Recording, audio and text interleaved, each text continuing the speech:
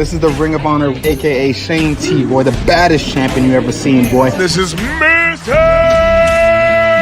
Anderson. This is good old JR Jim Ross, and you are listening. You're listening to Knockouts and Three Counts. Cover! We got a new world champion! That might be one of the craziest knockouts I've ever seen in my life. Knockouts and Three Counts is the podcast, baby! It's the real deal, baby! Knockouts and Three Counts starts now.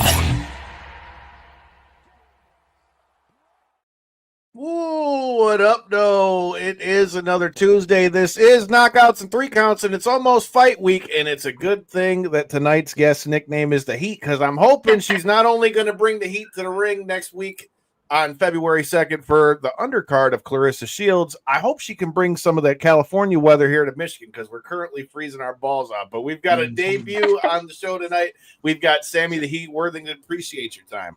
Oh, yeah. Thank you so much for having me. And like I said, I'm going to try to bring the heat, both in and out of the ring. We'll see. We need it, man. My toes are frozen over here.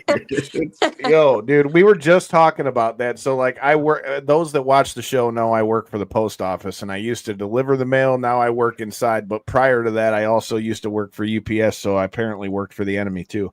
But, they. I'll never forget having steel toe boots on and walking through the snow to go deliver these people's mail, and they just didn't shovel it at all. And I quickly found out why wearing steel toe boots in cold ass weather like that was like the worst idea ever. I drove home barefoot in 2-degree weather because all the water on the steel toe part. I was like, man. So I'll take it. We don't have all the snow here right now, so at least you ain't got to deal with that as you come in here. Shout out to everybody that's joining the stream. Make sure you hit that like button, share button, all those things. But that's as good a place to start as anyway. So, we've covered the last two fights for Claressa here in Michigan, and that's where I first got to see some of your handiwork. So before we get to the fight that you've got coming up next week, you got to tell me, what are your thoughts on the mitten, and what are your thoughts on the last time you were out here in the Motor City? Well, I had actually, that was the first time I'd ever been to Detroit in July. And so I'd been to Michigan. I did some amateur tournaments there, but it was the first time in the city. And so that was, we really enjoyed it. I didn't really know what to expect, but we had some good food, and fighting in Little Caesars Arena was a dream. So that was super, super cool. Really just, I felt at home. I had been doing a lot of like local shows and still really great shows. Like, I got a lot of experience, but being on that level in that arena, as soon as I walked in, I was like, this is it. Like, this is what I was created to do. And I really felt like I was where I was supposed to be. So it was such an experience, and it's going to be, I know that next weekend is going to be even better. It's going to be more fireworks, fighting in Claressa's hometown with Claressa. Like, that's going to be freaking iconic. So talk to me a little bit about that, because anyone that's watched the last couple fights of hers, she's had quite the elaborate entrances on this one. We had Cash Doll come out, you've got the whole thing. She's coming out buffs and all.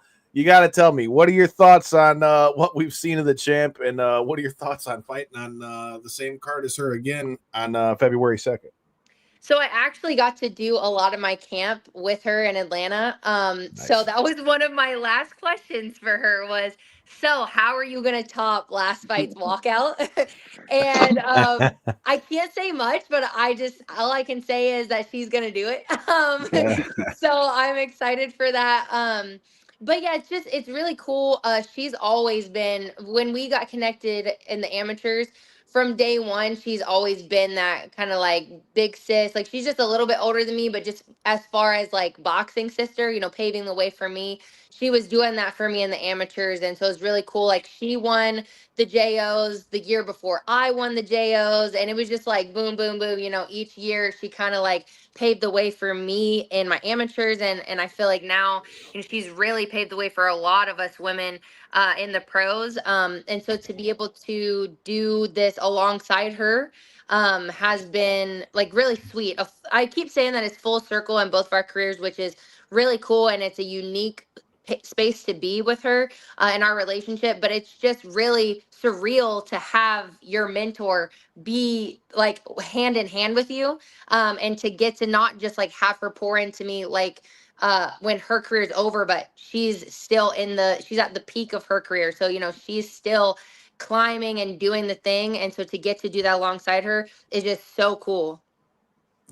It's got to be a bit of a sorry, Kyle. It's got to be a bit of a motivation factor too to see like where women's boxing is at this point, to be able to be on the undercard of somebody that's, like you say, you've kind of followed in the footsteps of, and now watching her put on these big events in her hometown and stuff. It's got to be a real inspiration to you to see where, if you continue that ascent that you're already making, where you could end up as well.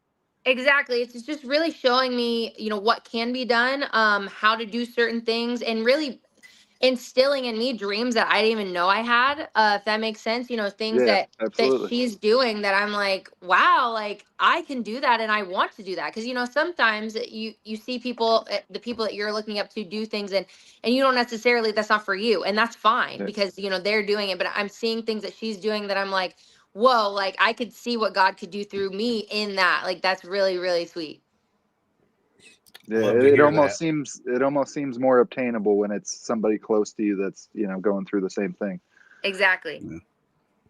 Well, you talked about, you guys getting to know each other through the amateurs and stuff like that. I came up through the amateur scene here in Detroit too. So with that being said, you got to tell me, we pride ourselves on getting to know people a little bit when they come on the show. So talk to me about how you found your way to boxing, because one thing that I found from doing this show is like, everybody has like a different walk to how they got there. Everybody has a different way that they fell into fighting. Like for me, it was never, ever, ever something that I ever thought I would ever do in my life, being a kid that's got cerebral palsy and Crohn's disease and all those kind of things. And then it got to a point where my mom put me in a gym where I was the only white kid. And the next thing you know, I was taking a fight outside in the middle of the Detroit next to the gay strip club. So, everybody's got different journeys to how they find themselves in the ring. So how did you find yourself in boxing? Yep. So number one, typical boxing story right there. That's hilarious. I mean, people that know. If you know, you know. You're right. And I definitely know what it's like to be the white dot in the gym, and the white female dot in the gym is even more unique. It is. And it's actually funny. I see a Rocky poster in the back, right there. So that's how I got into boxing. My little brother fell in love with the Rocky movies, and so he was this little 6-year-old chunk of a kid, just punching the air, beating up on the walls and everything that he could. And the funny thing is, my dad is a pastor, and so he was at a pastor's luncheon, and he just randomly met our first coach. This pastor was talking about a gym that he had that he used, as a ministry to help get kids off the streets and whatnot. And so my dad was like, I have a 6-year-old son, would love to check out the gym, like just so he could see it. And the coach was like, yeah, he actually can't start fighting till he's 8, but like he can start training now. Blah, blah. And my dad was like, whoa, like let's just see, how he likes it. And so my brother, he gets in there and he goes 18 rounds straight as a 6-year-old, like just no quit in this kid. And so he starts and just falls in love with it. And I was doing the conventional sports, and I was very much so a tomboy, like, very athletic. But my mom, she called me her prissy little tomboy because I was very much so a girly girl. Like I liked my girl things. And so it's just so weird to say this part of the story, but I thought that boxing was too manly for me. I just didn't want to get into that world. And I got coerced into it because it's a good workout for my other sports. So I finally tried it. I'm sparring because my competitive nature takes over, and I'm like, let's see if I'm any good at this. I'm sparring this guy. We're just using the jab. I'm getting hit because I need to see if I can take it. I'm like, I don't like this, but I can take it. I'm tough. And then I remember I hit him, and his head snapped back, and his eyes got big, and he goes, "Oh shoot!" And ever since then, that was it right there. Like that, I will never forget that moment because it was so pivotal. It's funny you mentioned the Rocky movies though, because honestly, I thought that was a true story until I was probably about 11 or 12 years old. I actually thought that was like a real thing. Right. I mean, you get the mix of like you hear the name Rocky Marciano and all these names. It's like, okay, it must have been a real thing. Nobody told me different. And then Right. I mean, guy Well, like he me, used I thought so I could many do that real shit, but stories. Like yeah, he was inspired by real boxers. real So inspirational story too. So it's like this is like real life. Everybody wanted to be a boxer at my age, but then everybody starts fighting in the playground. And then I was on the other end. I got hit once. I'm like, yeah, I'm gonna play basketball. I'm good. That's funny. And I played basketball, and I was like, "Bye, I need to go fight." I'm gonna go play basketball. I'm good on this. That's funny. She said, "Your weak sauce, J-Bone." Yeah, look, hey, even at 10 years old, man's got to know his limits, and I know what my limits are. It's not getting punched in the face. So kudos to you guys. I'm not mad at it. I'm here to cheer you guys on, though, all day. I respect that. I thought it was great. You talk about an eye-opening experience. Normally, when people say that, they talk about their own eyes opening. You punch somebody, and that essentially is what opened your eyes to the sport. Yeah. You know, and it's funny you say that because Corey and I have known each other for the better part of 20 years. Like Corey actually got to be at some of those fights that we were talking about those shifty, the shifty fight, Corey. Huh? Dude, Corey was there at the fight. Yeah. No, not at that one. You weren't. Not that particular one, but I was at a couple of the smoke shows at the gym. You were there when I found out in a hurry why one. there's a such thing as weight classes. When the guy that I was supposed to fight didn't show up, and then I'm like, fuck it. I know I hit hard, so we'll be all right. And I'll never forget. You know, the same way you had your aha moment. My first one was in that fight in the parking lot because dude was kicking my ass for the first 2 rounds. And I finally made him miss, and I hit him about as hard as I've ever hit anybody in my life, to where like I felt my knuckles hit him through the glove and everything. And we had like the amateur style gloves on too, so they were only like the small ones. And I hit the guy, and I'm like, oh shit! Like if I had like taken the time to like jump on him, it would have been done with. But I like hesitated for a second, and then there was that fight where it's basically one of those things where I was supposed to fight at 125. That guy never showed up. I ended up fighting a guy who was 6 foot 145.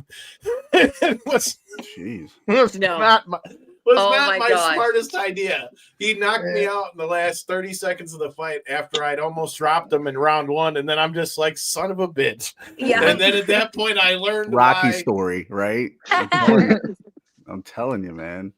All right, Scott. Shout out to Scotty and Team Buck page over there. What do you think about women's boxing being the 2-minute rounds? Do you want to see it go to 3 rounds? Do you think it would help more for it to be 3 rounds? What are your thoughts on that? So I was just asked this question like 2 days ago. And my personal style would thrive in a 3-minute round.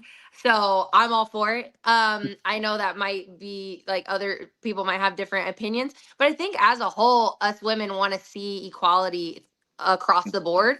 And if you look at the amateurs, we've moved to 3-minute rounds. Like my last amateur fight actually was my only 3-minute round, because then I ended up turning pro shortly after they changed from 4 2-minute rounds for women to 3-minute rounds like the men. And so I don't see why we wouldn't be able to. I mean, Amanda Serrano showed that 2 women went 12 3-minute rounds.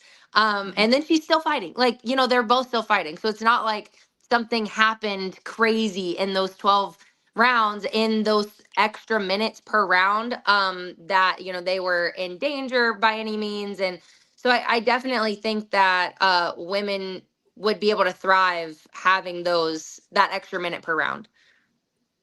I completely agree with that, and I'm glad to hear that, because my whole thing is this, like, you know, and again, maybe this is like, you know, the fighter in me talking or things like that too, but like at the end of the day, we all know what we're getting ourselves into, whether you're a male, female. Like, I mean, at the end of the day, it doesn't matter whether you're a woman fighting women or a guy fighting guys. Like, ultimately, you know the dangers that you're taking when you step in there. Yeah. So the way I see it, and I've always, and this has just been always my own, you know, like standpoint on it. Like, you guys should be allowed to fight the same way that men do. Number one, I think an extra minute would also make women's fights more entertaining at times, and I would think would create more finishes, because a lot of fights, it seems as though it's like just when you start to get like a read on your opponent, or just when you start to like get going or get in your groove or get in the flow, with it being 2-minute rounds, it feels like you end up running out of time. So like just from watching it from the other side, and that's like coming up from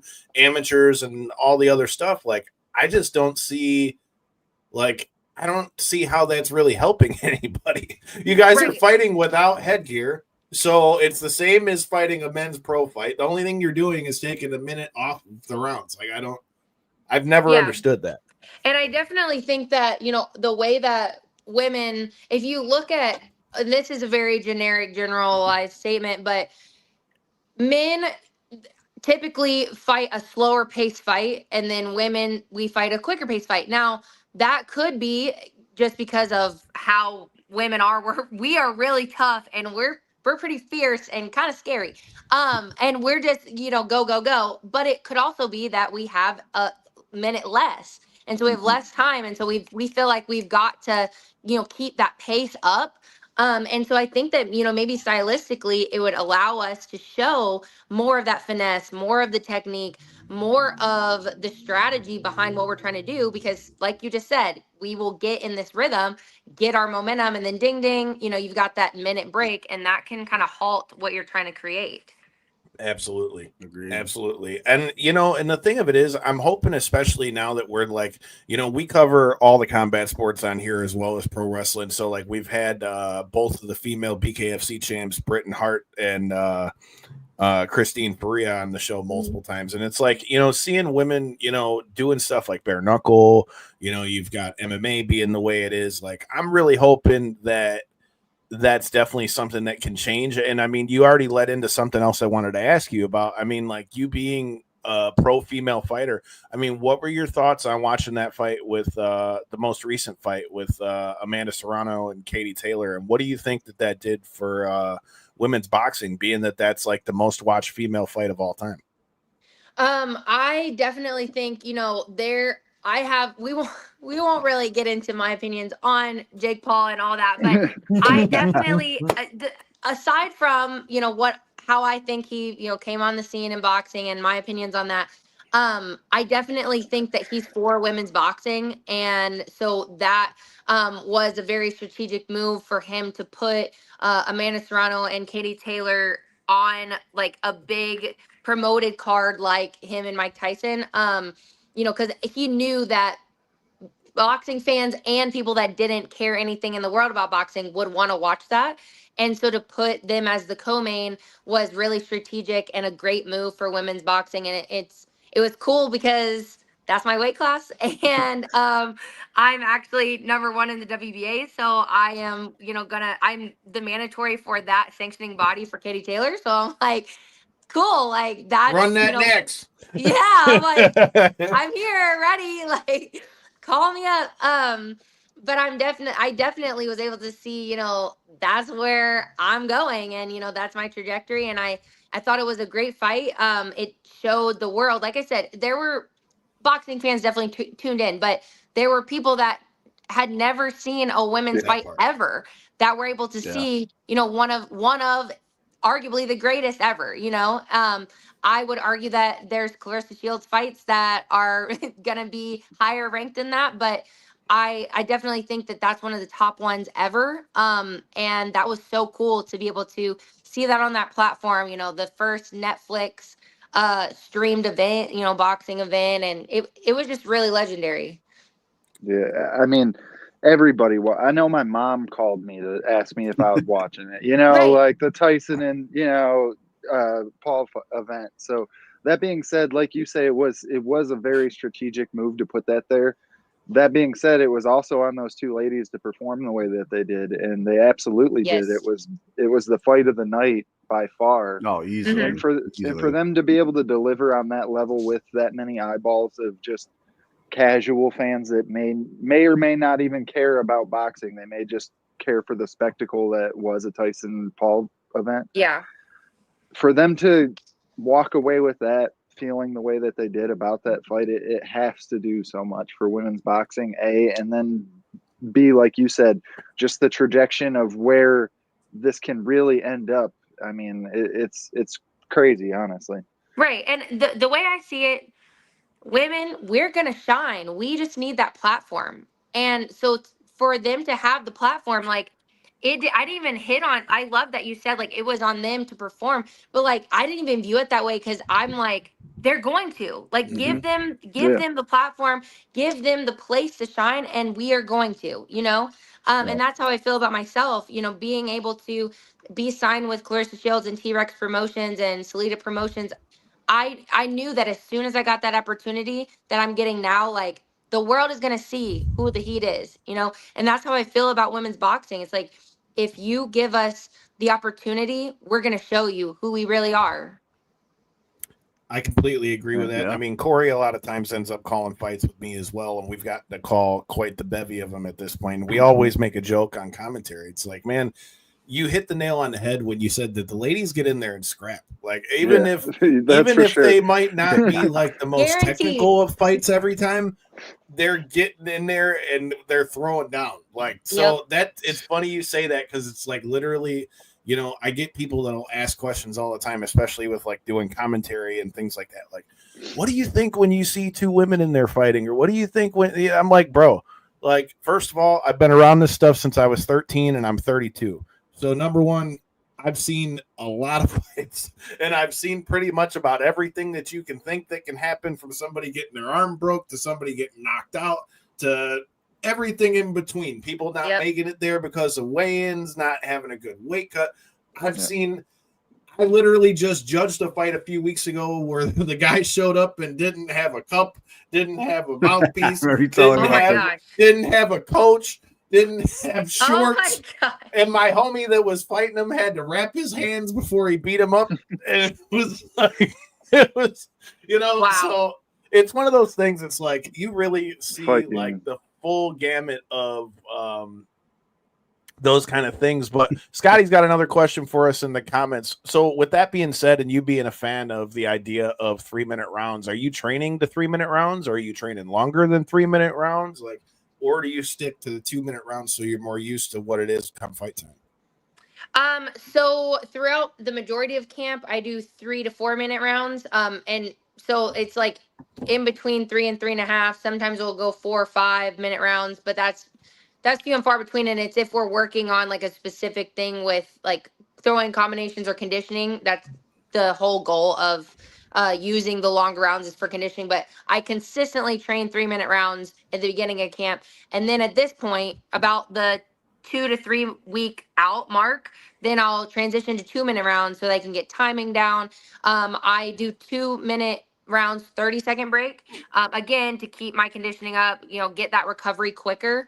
And then I'll spar 2 to 3 times, like an actual fight. So the 2-minute rounds, 1 minute off. But typically it's going to be consistently 3-minute rounds, which is why I feel so comfortable saying I could fight 3-minute rounds. I'm fighting an 8-round fight next weekend. If they wanted to change in the contract that it was going to be 3-minute rounds at a week and a half out, I would say yes.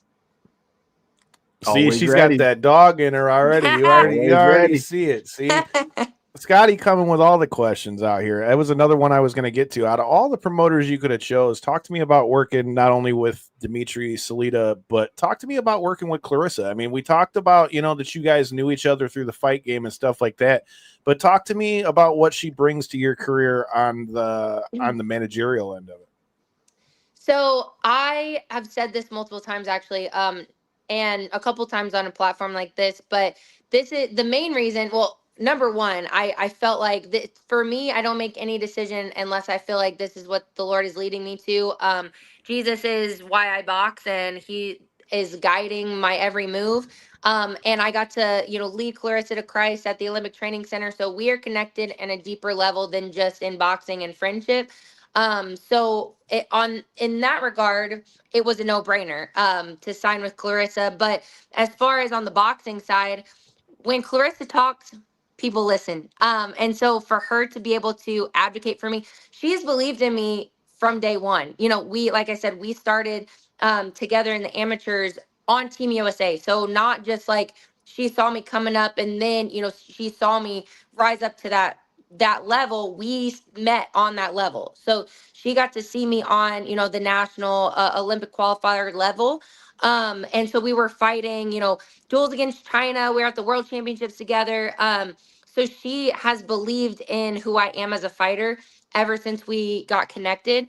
And now she's able to advocate for me. She's able to be that spokesperson for me to really show the world that I am who I say I am. And now she's just giving me, like I had mentioned, if we get that platform, that opportunity, we will deliver. And she's just giving me that. So it was really, like I said, it was a no-brainer on all fronts. I can only imagine. Why she's the GWO, man. The She's the GWO. I'm saying. Why wouldn't I? I was about to say, I mean, you already put it there. We've actually gotten to interview Claressa a few times. Last time we had her on the show, on the actual show part of it, we talked to her about her transition over to MMA for PFL and those things as well. But you've touched on it a couple times, and it's something that I love to get into on the show. As I mentioned, we like to talk a lot about, we like to talk about like people's inner workings, like what goes into their fights. Like with the pro wrestling side of things, you know, we've got a segment that tends to be funnier, but we call it like locker room etiquette. That's like, what are your pet peeves of the locker room? You know, we get everything from just funny stuff. Have we ever done that for a boxing guest? We did. We turned it to where it was like fight week, like if you had like fight week superstitions, which we'll get to that. But yeah, on the pro wrestling side of things, etiquette too. I mean, yeah, you know, like everybody we've had sees some crazy pet peeve. I bet you she probably has. So you know what? Just because you brought it up, I'm going to leave that one for the end of it. But that wasn't the question I was going for with this one. I wanted to touch on the fact, you know, you've brought up a couple times about how important your faith is. I'm a Christian myself. I got saved probably 11 years ago now. And so for me, it changed a lot of the way that I think on things. Again, Corey's known me for a long time, and just my outlook on like what I want out of life and the legacy I want to leave on this earth and the things that I want to accomplish out of life changed a lot. So talk to me a little bit about that. How does that impact like the way you fight? How does that manifest itself when you're getting ready to fight? Because that's the thing too. I think there's like this common misconception that if like you're a Christian or you have faith or anything of that ilk, whatever it is, even for like Muslim people or whatever it might be, that because you're a Christian or you have faith, that just means you're supposed to be like this timid, like, oh, you know what I mean? And then you choose a sport like fighting. I mean, for me, I've always put it to people like this, right? Like for me, my faith was a simple thing. Like I said, growing up with cerebral palsy and Crohn's disease, I've had a few, near-death health scares, you know what I mean? And like once you go through those, it's kind of one of those things where when you make it on the other side of it, it's like, you know, whether you believe in God, don't believe in God, whatever it is, like at a certain point, if there wasn't a God, then I would like between the things I've had with health, you know, just recently my mom had a heart attack. I was the only one home. I happened to be home that day. You know what I mean? And everything worked itself out. So I've been through enough situations that for me, whether anyone else believes or not, I can't really be convinced otherwise just because I've seen, you know, him move in different ways. So how does that work for you? And how does that help you in the boxing ring? So it's funny you said that you became a Christian around 11 years ago. Next month, February 8th, will be 10 years for me. Nice. So February 8th, 2015 is when I fully gave my life to Christ. I stepped off the throne of my heart and allowed him to lead me. And I mentioned when I first started boxing that my dad's a pastor when I was telling that story. So I always joke that I've been in church 9 months before I was born because he's been a pastor my whole life. And that was both a blessing and a curse. And what I mean by that is, you know, I never went a day without knowing the name of Jesus, but I also viewed that as my dad's job. And so it's kind of like obligatory going to church. I lived a very double life way of living. I would have, you know, my boxing side, my school side, my personal friends, and then I'd have the church Samantha. So it was like two different versions of me. And I always say that the Lord pursued me through boxing, which is why, and there's a lot of reasons why boxing is so important to me because I feel like that's what I was created to do. But there's also this level of it saved my life that I have. And so, you know, through Jesus used it through boxing. He was the one that saved me. But I definitely, you know, was pulled out of a lot of mistakes because of boxing. You know, I can't go to this party because I'm training. I can't, you know, do this because I got a tournament going on X, Y, and Z. But it also led me to create that as my identity. So that's what I was. I was the boxer girl. Everything that I did was, how is it going to affect boxing?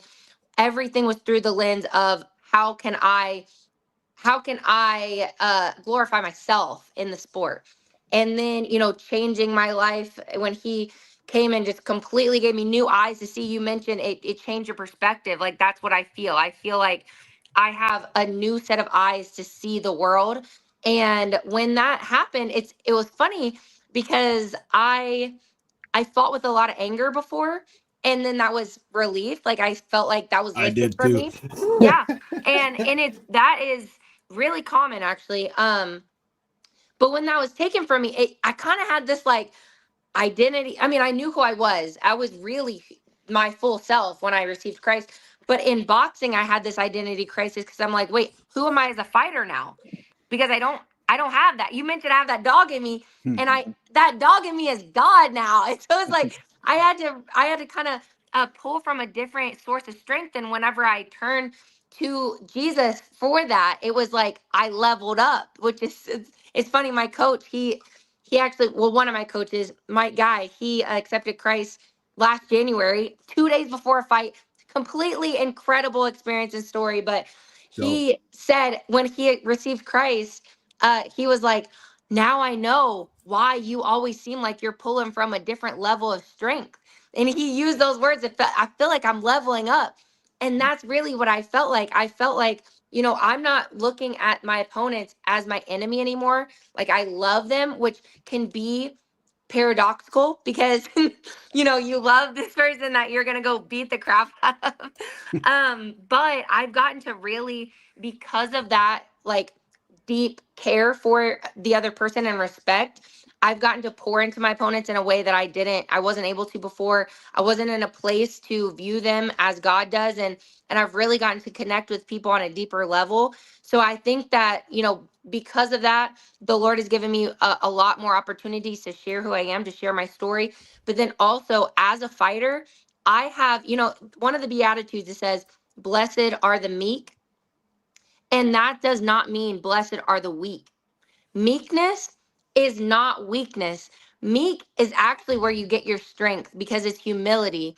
And so where I pull my strength from now is a strength that might to the world seem upside down, but it's actually a deeper and stronger level of strength than I was pulling from before. So I feel like I am a way more I'm a way more full and complete fighter now than I definitely ever was before.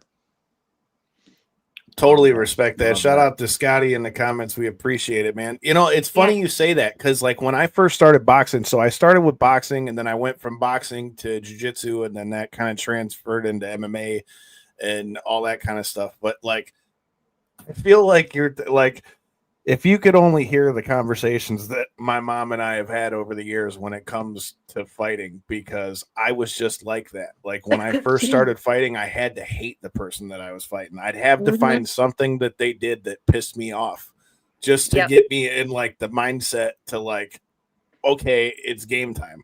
To where, like, once I think, well, part of it's my faith and part of it's just becoming older. But, like, as you get older, you know, and once you get saved and things of those nature, like, it no longer becomes, okay, I want to go in this to smash this person. I want to go into this so that I can, you know, blast somebody. What up, though, brother? I appreciate you. But, you know, it's not about going in here, I want to smash this person. Now, that's not to say that you don't still have fights where it's like, you just might not like the person. We just might not get along, or there might be something that they do that just annoys me, or, you know, it could be any of those. But, like, I don't know if you would agree, but for me, it became something like, okay,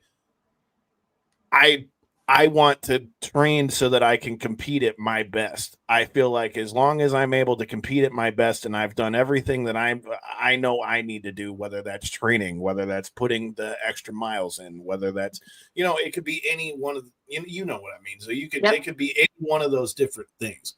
But it got to a certain point for me where it was like, you know what? I've busted my ass. I've done everything that I can do at this point. So at this point, all I can do is lift this fight up and the whole thing to God. And whatever happens after that, whether I win, lose, left, right, or the other, you know what? If it's his will for me to win, I'll win. I'm going to give it everything I got and I'm going to try to win. I'm going to try to finish the fight. But you know what I mean? That doesn't always happen. So, you know what I mean? Like, it just became like a shift more so in like how I looked at fighting, I guess. Yeah. It wasn't so much about like, and I don't know if it's, and I want to know, is that the same for you? But like, it just became, it wasn't so much about, obviously I wanted to win. Everybody wants to win. If you're not getting in there and you don't want to win, this is not the sport. Like, you don't need to be in the ring. This is not I've seen people get hurt real bad inside a ring. So it's like, that's not the, you know, you hear the saying, you know, you don't play boxing. But for you, was it one of those kind of things where like, once you got saved, it was like, you know what, as long as I do everything that I know I'm supposed to do and everything that's within my power to be able to control, if God wants me to win, then I'll win. But that's kind of like where my mindset, at least as far as competition, shifted. Mm-hmm. Yes, definitely. I actually, in the prayer when I received Christ, I said, you know, I give you boxing. I released the sport because that was something that I held on to so tightly. That was who I was. And I knew that I needed to surrender everything for him to truly, you know, change who I was for him to make me who he created me to be. And so I said, you know, if you want to break my leg tomorrow and I never box again, that's fine. Like and if you would have known me before, you'd have been like, what did you just say? Like, you'd be like, this is not the same person. And I wasn't, and I'm not. And that's the beauty of it. And then literally a month later, I got invited to be back on Team USA. It was like such a beautiful transition and like, you know, chronological event that happened. Like the series of events was so intentional. And so it was kind of like a sweet gift of him saying like, now you get to be who I created you to be, which was a boxer. You know, I gave you this love, this talent for a reason. And so you had mentioned that what I was hearing is like, you know, everything happens as it should. That's what that's the perspective shift. It's no longer like, oh shoot, these things are happening to me. It's or, my you know, fault because I didn't do this, that, or the third. You're to blame or blah, blah, whatever. It's not, you're not playing this blame game or like trying to figure out why. It's like, oh, this was exactly how it was supposed to happen. And that's a freeing place to be. It is a peaceful place to be. And it's really just like a calm, it's a fully satisfied place to be.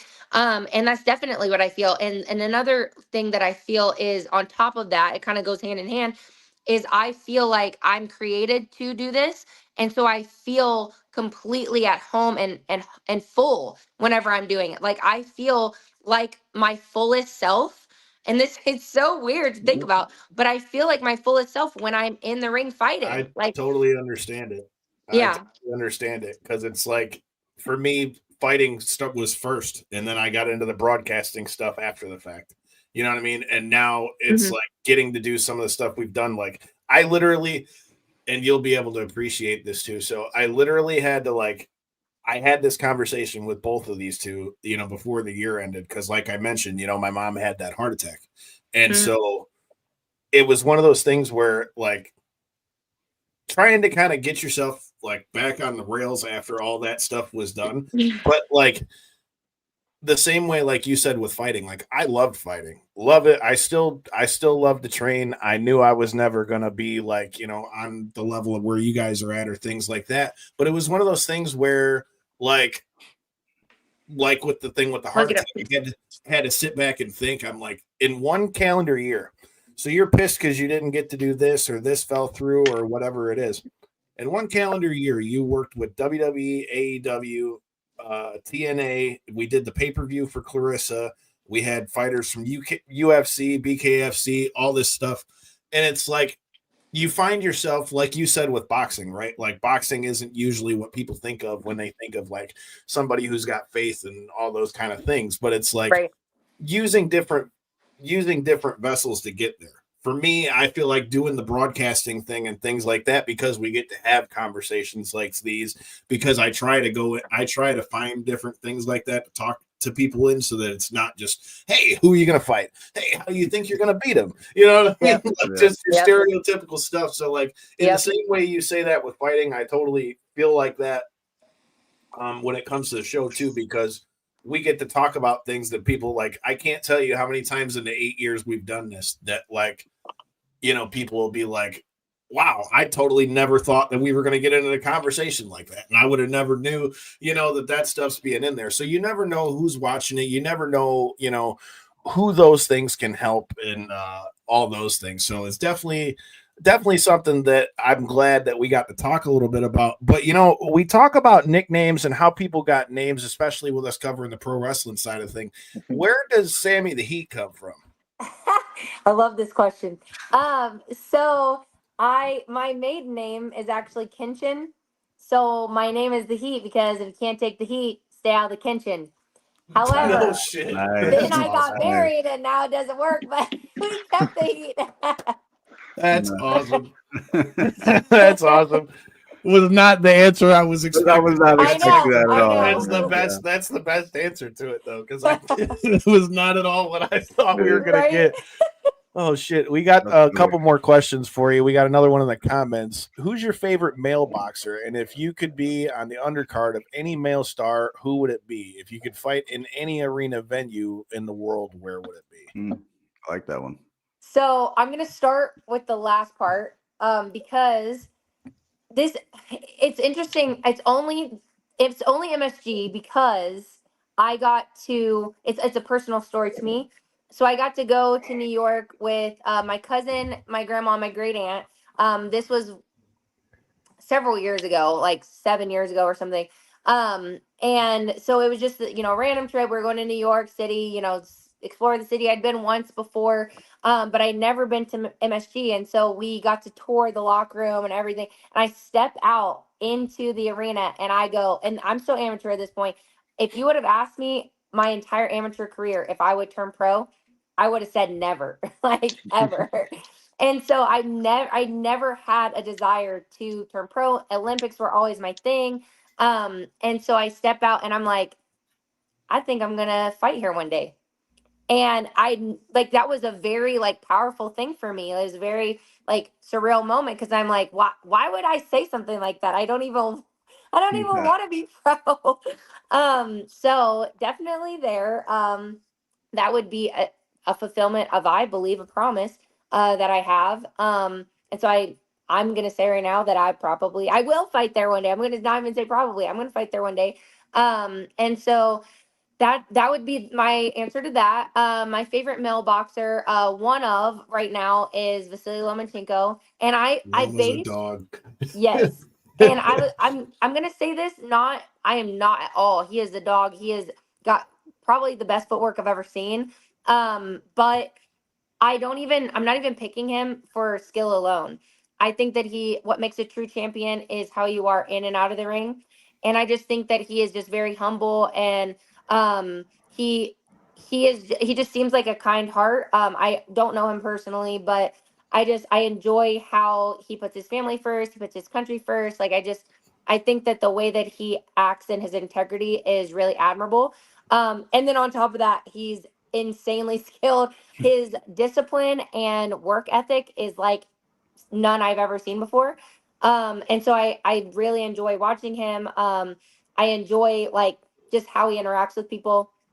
So he's definitely up there. I like Usyk for some of the same reasons. I think that he's hilarious. I love watching him dance. Like when you watch, which you'll see, you know, next weekend, like, and in December and a little bit in July. I didn't really get like a full walkout in July, but I love like fun walkouts. I love dancing. I love like just being yourself. I love when like that's why I love Claressa's walkouts. Like she's just very much so herself and like her personality shines through.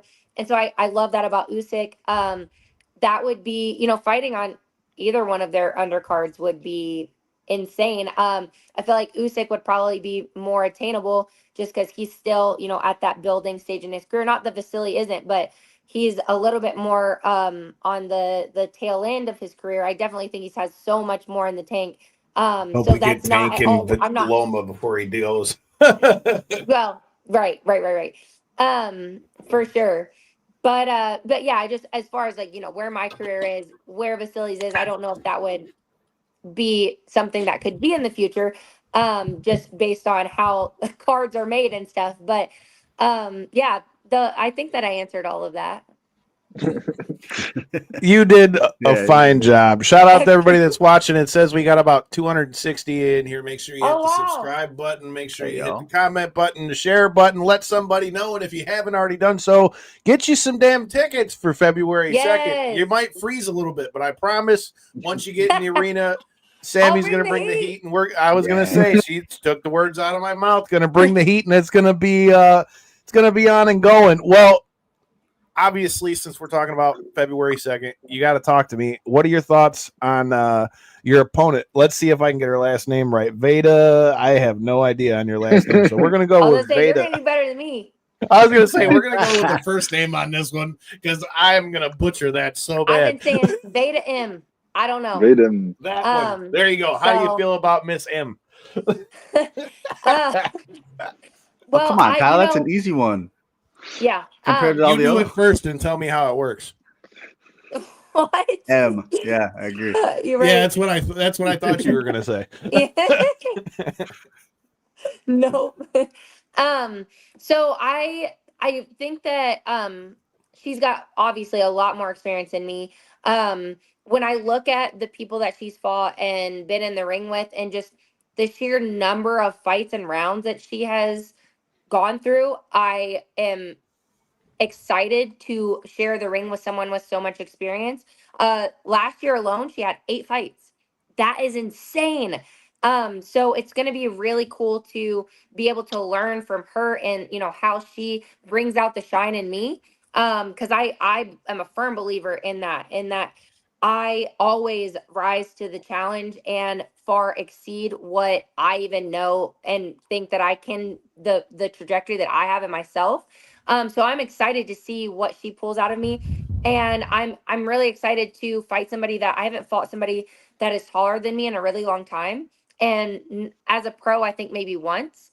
And so in that fight, I stopped her in the first round. So I'm hoping that I'm able to show a little bit more of, stylistically how I am able to, break somebody down that fights a little bit more like a boxer, maybe moves a little bit more. She kind of plays with her jab, trying to set things up more. So I'm really excited to, be able to show some things in my arsenal and like stylistically using my footwork, using my body shots to, create openings and more like of those, devastating knockout punches. I'm putting it in the air. She's coming for people's head. Yeah. Sounds like it. Sounds about I right. had the song on there. It's in the air. It's in the air that she's coming to take your head off. Is what time it really is out here.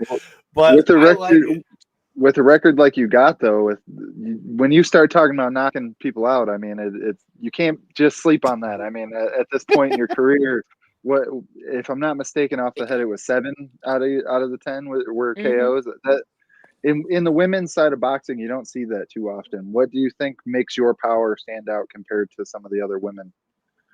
I think that it's really about how I throw my shots. I, am able to use my whole body. A lot of times you'll see women throw a lot of punches, but they're not, turning their hips, turning their shoulders. They're not following through, knuckles down when they throw. And so I was really blessed to be under the tutelage of James Doolin. He is no longer able to be in my corner now. But he was such a pivotal part of my amateur and then leading into my pro career. He just was able to lay such a solid foundation with the basics. And so that's where I get all of my, fundamentals and technique from. And so that was just ingrained in my brain. And then being able to, like I had mentioned before, training most of my camp with Claressa, she's been able to like reiterate some things and then show me things that on this level that I'm getting to, what is going to be the deciding factor for these fights. And so that's been really cool to learn from somebody, like we had mentioned before, has already been there and, is able to show me like, hey, this is how you get there. And giving, I feel like it's like giving me the cheat codes in some kind of way, which is really cool. But yeah, I think that it's on top of, technique. It's really just I don't stop. Like, you know, you might get hit with one punch and you might be able to recover from that, but then 2, 3, 4, 5, 6 are coming after that, and like it's just hard to come back from those. I like it. Punches and Yeah. bunches. I mean, Yeah. you know, it's funny. It's funny to hear you say that because, you know, that's something that I was just talking about with somebody here with like some of the boxers that we see in Detroit as they come up, as opposed to like MMA. Like, I think in MMA, you used to see people, you know, they would try to go the route of how boxing does, where you'll see like a lot of boxers where they'll be like 10, 15, 20-0 before they've like really fought, you know, like higher up competition. That's one thing that you said that really sticks out to me that I like hearing in somebody that's on their way up, is that you're trying to increasingly take tougher fights. You're trying, you know, talking about this is only, you know, she might be one of the tallest people that you fought and those kind of things. I think, especially being around it as long as I have, you know, that's something that a buddy of mine and a past guest of the show, Miles Jury, who fought in UFC, Bellator, like that's something I listened to him say a lot on his way up. It's not so much in the amount of wins that you have, what kind of fights are you taking on the way up there? Because then the catch 22 to that is you can have 20 fights, and then by the time you take your first step up fight where they start putting you on cards like that, and then you fight somebody who's for real, and then you find out real quick whether somebody's really for real or not. So like it's funny to hear you say that, because that's something that I've always agreed with and thought on the outside of it. But since you brought up talking with Claressa, since you've talked about, you know, being in this camp, what are your thoughts on how this fight ends up? What are your thoughts on her opponent? Because like you, she's fighting somebody that is bigger than her and was trying to yank the belts off her last week. So with that being said, how do you think this fight goes and how do you see it ending? You know, if you look at Danielle's record, you know, she's got a great record. She had a good amateur career. So like you can't, the people that are like, oh, well, she doesn't have the experience as you, she blah, blah, blah. You know, you can't say that. She's obviously the bigger opponent. She's taller. This is only Claressa's second fight at heavyweight. So she does have, you know, a challenge ahead of her, as she does in every fight. I don't know a fight that Claressa's ever been in where, as far as at least pro career and amateur, if you look at it, but definitely pro career, where she hasn't had a challenge ahead of her. And so that is just to go ahead and shut that up. She does have something that that she has to really be focused for. She's got to, you know, be disciplined for, and to get to see that, it was cool to, you know, hear her talk and hear her focus and hear her. It's interesting, you know, being in camp with her.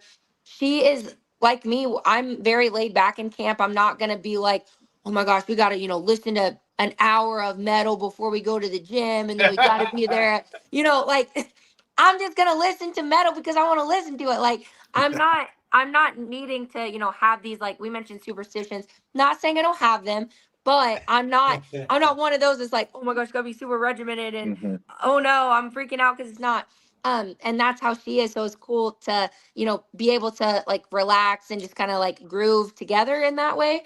But when we work, like we're working, and it was cool to see her like really lock in for this and know that I don't think that it's going the distance, if I'm gonna be honest. Just, you know, seeing how just her shine and like how much more experience, since I mentioned that Claressa truly does have. Like it is levels. Like Claressa's up here, you know, she's far beyond, she's looking up, you know, on top of the hill down. And it was obvious being able to train alongside her where exactly she is. I definitely can agree with that, because the way that she blew through Vanessa Johannes with how much, you know, the size difference and all those things, man, that was a nasty fight. Yeah. All right. Well, Scotty's already asking it. J-Bone said that we need to throw a different side to this question. So for those that are maybe catching the show late, we also double as a pro wrestling. So before I describe said question, are you a pro wrestling fan at all? So, fun fact, you know Sting? Yes. Oh, yes. So Sting's son lived with my family for like 8 months. No Really? shit. That's Yeah, so he went to, I'm originally from Lexington, Kentucky, and he went to the University of Kentucky, and we became really good friends with him. So he's kind of like a brother to me, and so Sting was able to connect with my parents, and that family has just become like an extension of our family. So, and I would say yes, but I don't follow it. Like I'm a fan of it because I feel connected to it, but I don't follow it. So That's dope though. So here's a good story for you with Sting. So I'll never forget. So Sting was on the show, Rhino was on the show, Shawn Michaels was on the show, Kurt Angle was on the show. It was all at the Detroit World Outreach at a church out here. It was shortly after Sting had gotten saved and the whole point of the whole thing. Yeah, it was wild. I'll never forget that show because I went there just thinking, oh shit, this is just a wrestling show. And then I go in there and I'm like, no shit, they got Sting on this thing and Shawn Michaels on this thing.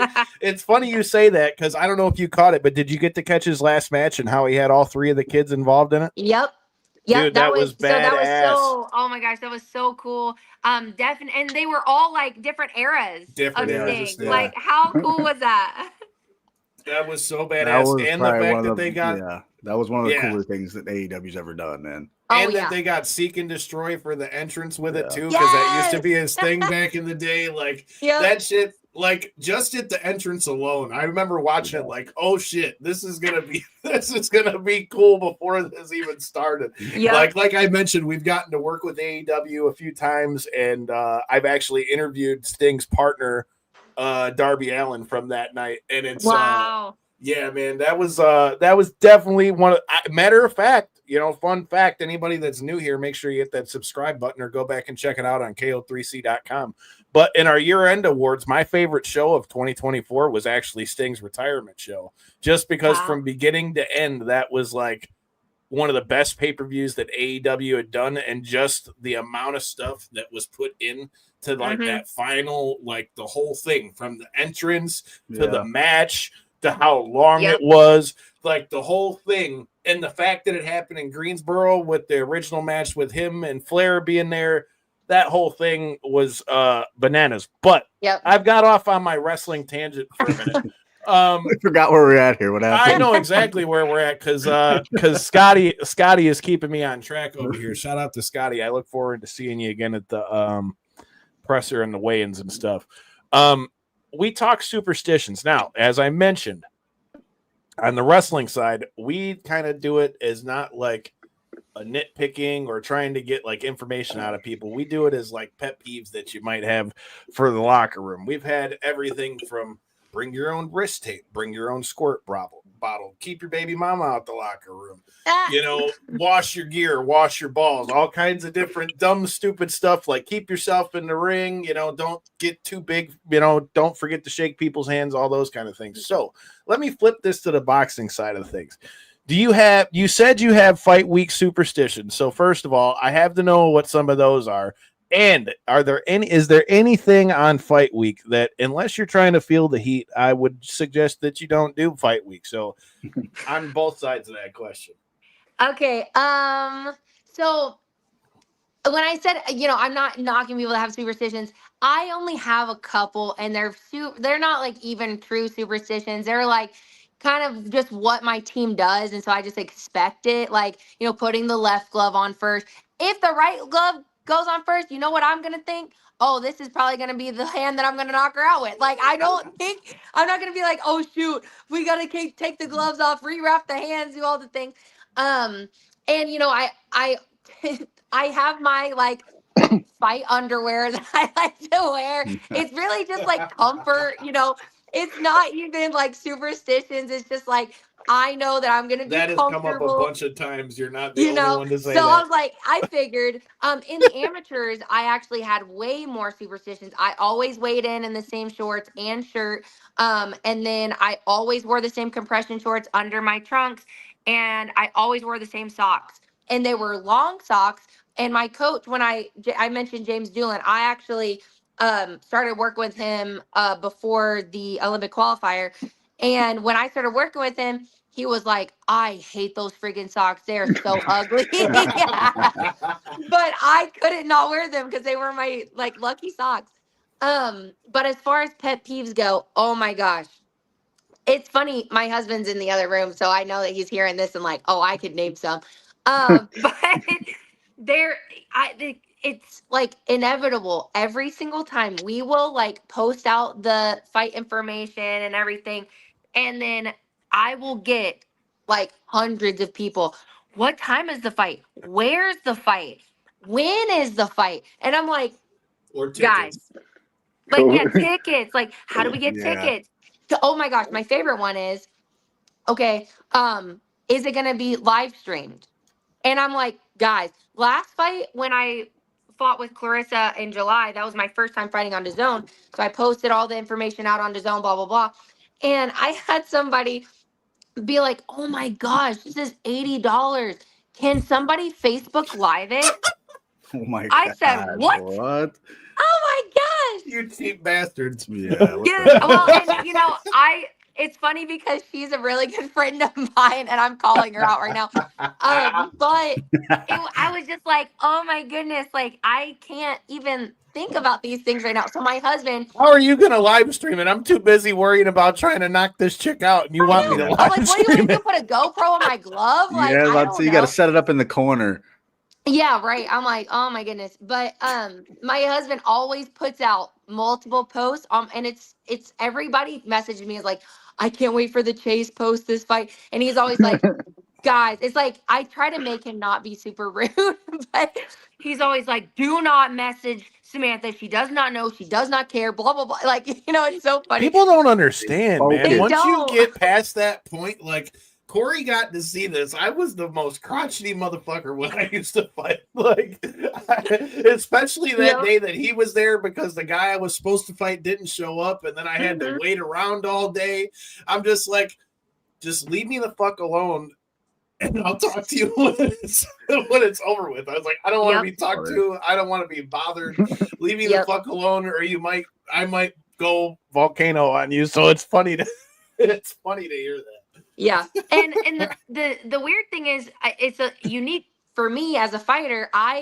Because I mentioned, you know, I have a little like some superstitions, but not a ton. And it's really just because I mentioned that I'm going to keep reiterating. I just feel so at home when I'm doing this. So for me, I just want to be like super relaxed and like fight with joy. And like, I'm not, like I mentioned in training, it's the same when I fight. I'm not going to be like, nobody talk to me. I have my headphones on. Don't even look in my direction. Like, that's not how I am.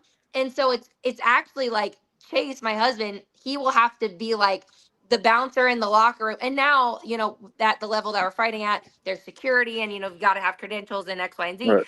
But at the local shows, you know, people will be coming back and I'd be like, hey guys, like, come back here. We're just hanging out. And Chase is like, you're about to fight. Like, can we please clear this out? And he's the one that's like, give me a drink. I need to settle down and like all this stuff. And I'm like, I'm the one about to fight. Like, can we all relax? I love it.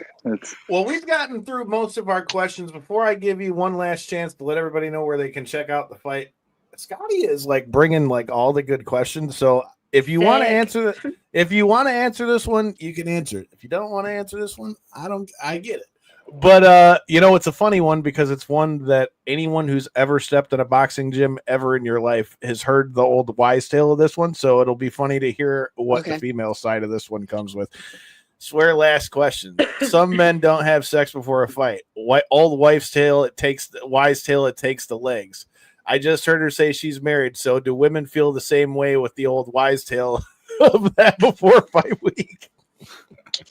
I'm glad that he contextualized the question that I am married. So this is in the context of marriage. And that's funny. My coach would always say women weaken legs. So that's definitely very prominent in the boxing world.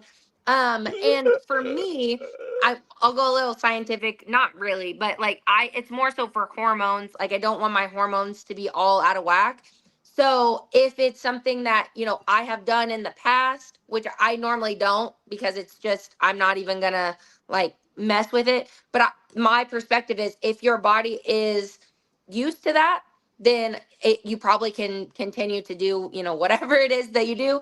And that's with anything like eating, whatever you're drinking, X, Y, and Z.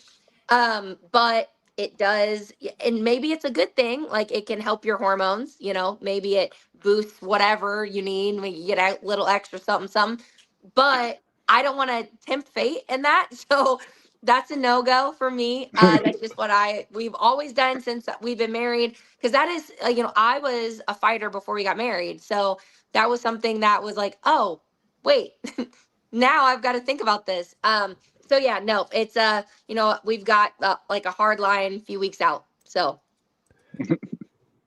I appreciate it and respect the way that you answered that question because I was wondering how that one was going to go. I was like, should I put this one up here or should I not put this one up here? I mean, like I said, in the context of marriage, I will answer that question. That's one of those well-known wives' tales, though. I feel like. That's the reason I asked it because it's definitely never been heard of by anybody. I remember being 13 years old and having people telling me that shit in the gym. I mean, You get ready to fight, and it's like people think that that's a joke, but like you said that you boxed in the tournaments out here, so so it's like I remember from the time that I ever decided I was going to compete, like even at 13, 14. That's a thing. Like it's 100% a thing. Oh yeah. Hell yeah. Well, we appreciate all the time. I said I'd give you one last chance to let everybody know where they can check out the fight. And if you got any last words for your opponent, the floor is yours. And make sure if you guys are in the mitten, make sure you come out February 2nd, Flint, Michigan, the Dorp Financial Center. I've been there for a lot of MMA fights. Don't know I've been there for a boxing fight. Plus, I mean, if you've been following the show, you got MMA on the palette too. You can come check us out at Legends of Combat the night before. But the floor is yours. Let them know what we got in store February 2nd. So yeah, February 2nd, like you said, the Dorp Financial Center, Flint, Michigan. I'm going to be bringing the heat. I don't care if there's snow or cold.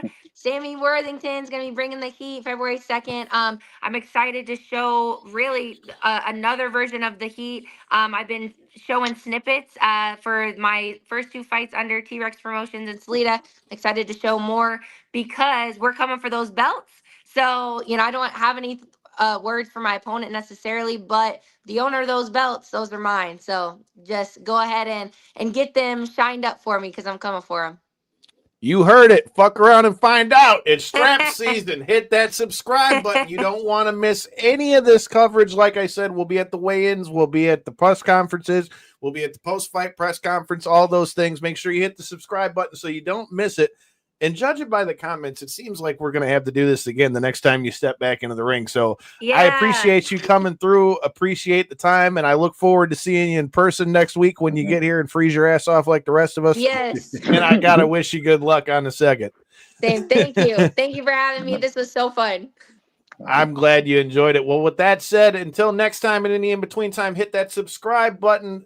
You see the link down there if you want to make clips. I know a lot of you guys watch the clips of the show. Check out the Opus clip link and make sure you guys are here because it's also Royal Rumble season and Corey's bitch ass is going to lose that belt that's behind him. So until next time and in between because it's a vacation. That's right. No. Excuses. We'll talk more about that one later. You lost, fool. Peace.